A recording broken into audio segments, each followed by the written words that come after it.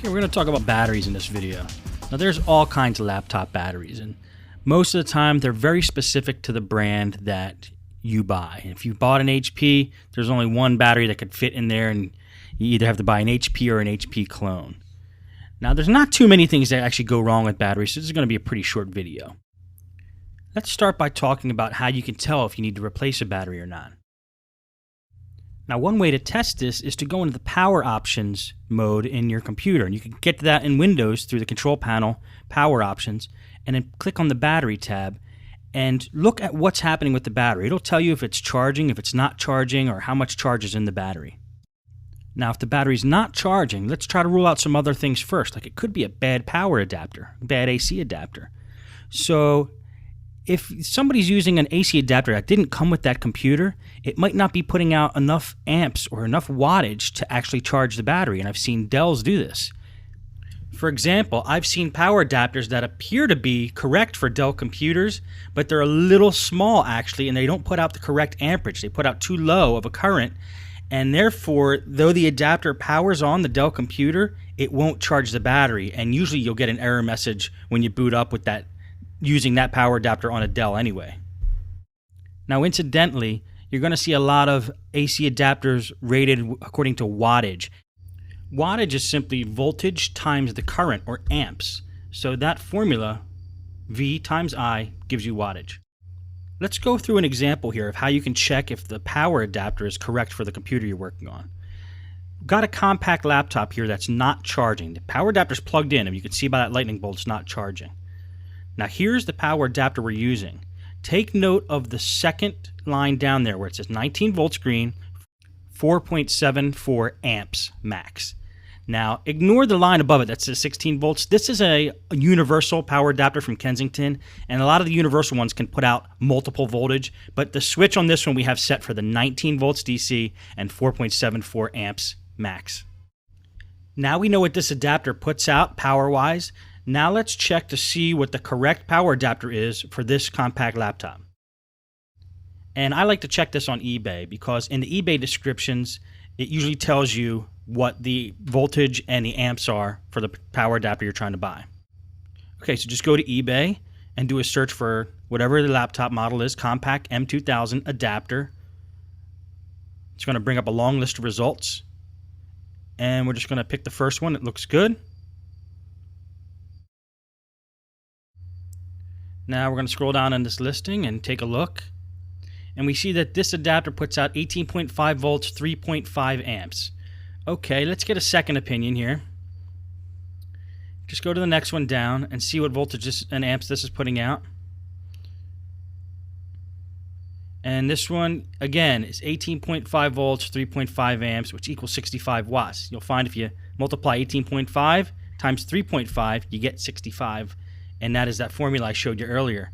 Now, the reason I checked two vendors is because in case one of them made a mistake and they weren't selling the right adapter for the right computer, that's why I just checked twice to make sure we're getting the right numbers here.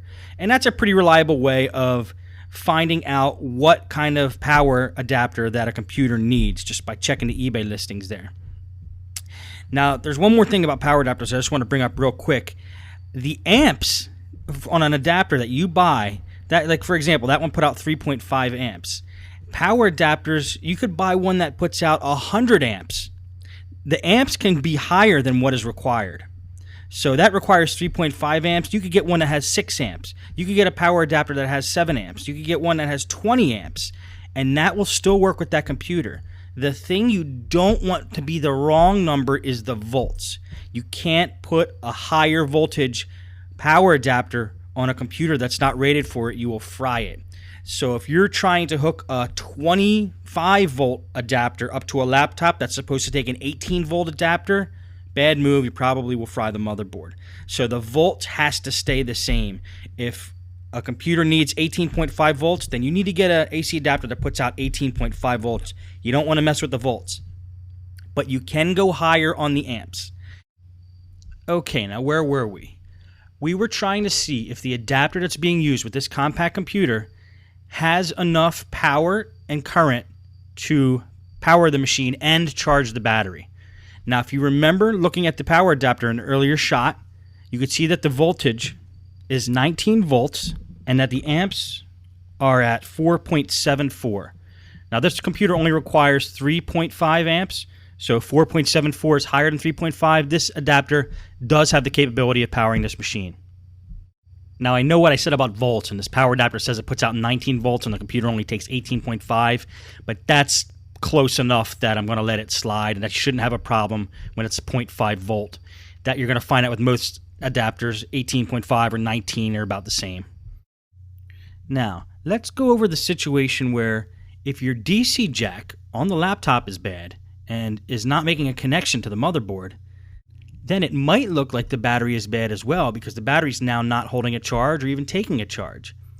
Now, this has happened a lot in my shop with my customers where their DC jack goes bad. They think their battery's gone bad because it's not taking a charge anymore. They go out and buy a new battery, and then they decide to bring their computer in because the battery's still not charging, even with the new battery. That's because the DC jack is bad. You're going to probably run into this a lot where the battery's not charging because the DC jack is bad, and until you fix that, the battery's never going to charge. So how do you test if your DC jack is bad? It's simple. Plug in the AC adapter, take the battery out of the computer. If the computer doesn't power on, then you know you have a problem with the DC jack.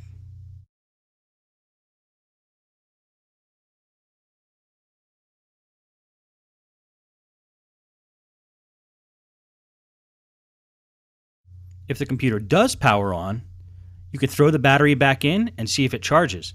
If the battery's not charging at this point, it's pretty likely it's a bad battery.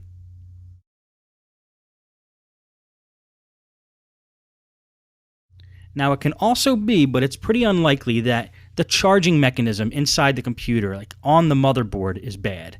Now, I've done a lot of laptop repairs, and I've maybe seen that one time, so I think that's a very rare situation. So it's pretty safe to say right now that the battery is bad. Now, let's go over some other reasons why a battery won't be charging. It could possibly be that the contacts between the battery and the motherboard are not making a connection. Maybe something spilled in there, or there's some film covering the contacts and they're not making a clean connection. One thing you can do is take a toothbrush and just scrub in between the fins of the battery there, and also scrub down the fins where the motherboard connection is. Make sure to use a dry toothbrush, preferably one that has not touched human teeth.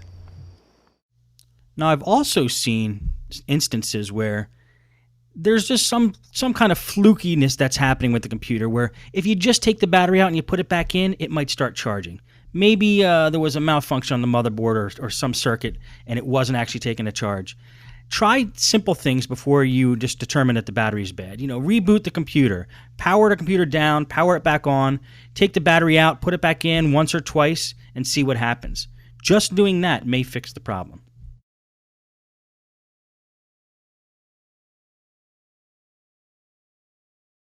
Now, if you've done all the above and you're fairly certain that the battery is bad, it's time to buy a new battery. So I'm going to do a walkthrough here of how I buy a battery for my customers or even for myself and the process that I use to do that. You guessed it, eBay. I love using eBay to buy specialized parts for laptops. It includes batteries, motherboards, screens, and that kind of thing. And here's the process I use to buy batteries on eBay. We're at the home screen of eBay here. The first thing you do is just type in the model number of the computer. This is a Compaq M2000, and then the word battery. We'll probably get a lot of listings for that. And then a little later I'll show you a different way, which might be better. It yielded 645 results. Now that's a lot. When I get that many results, I actually like to sort it by price, because that's too many to go through one by one, so we might as well try to get the cheapest ones first. And I like to order from this country. I'm in the U.S., so I like sellers that ship from the U.S. New Jersey is one state away from me, so that might be pretty good. Let's click on this and see how good it is. It's a good price, $35.90. The seller has tons of feedback and a 99.3 feedback rating. I love eBay because of the feedback rating. It's something you can't find at a lot of other places. Some people are afraid and get the wrong idea about eBay, but I actually like eBay because of the feedback rating.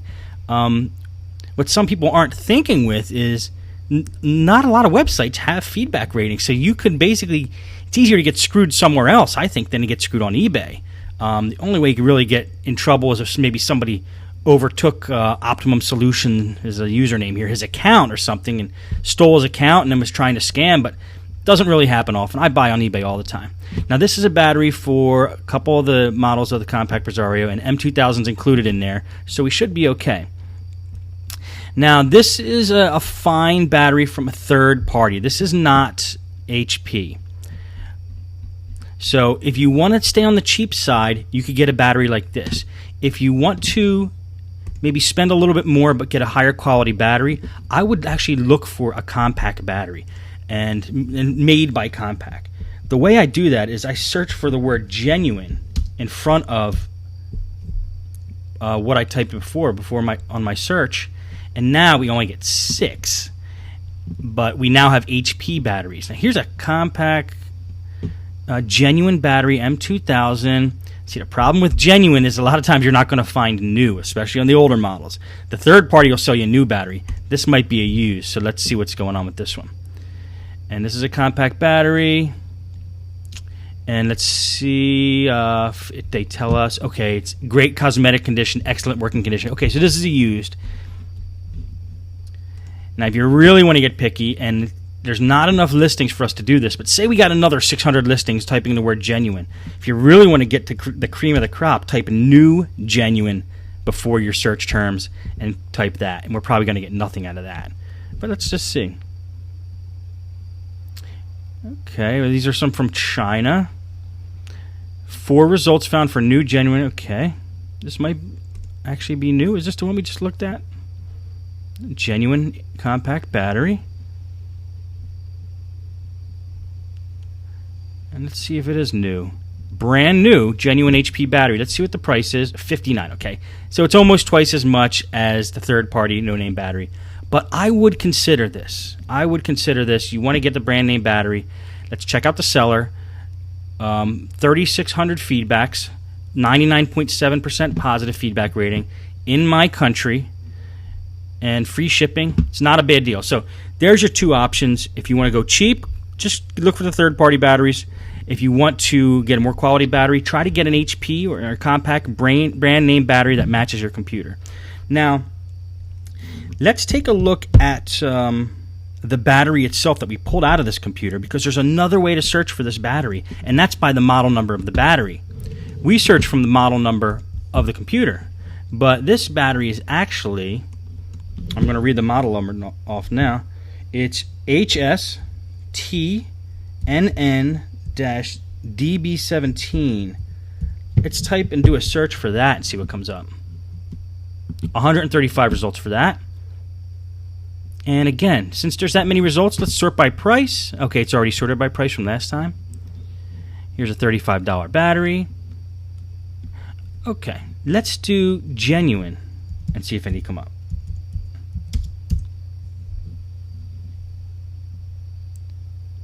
Five results for genuine. Decent prices for a genuine, but they look like they're used.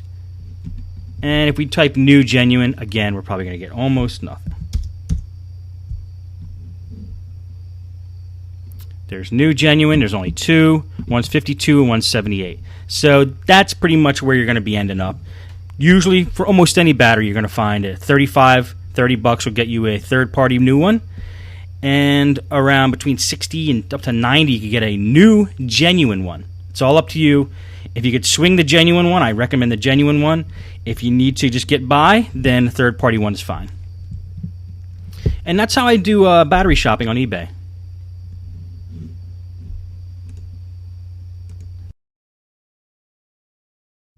This video actually turned out to be longer than I thought, but the last thing I want to talk about now is installing and removing batteries. You got your battery, you bought it on eBay or wherever you got it, got delivered, and now it's time to install it or take an old one out. Most laptops have a little slider on the bottom side of the case, usually with a little battery icon next to it. All you do is pull that lever, and the battery comes right out. This is how you remove a battery on an older Dell. This old Toshiba has a simple slider, as well as this Sony Vaio.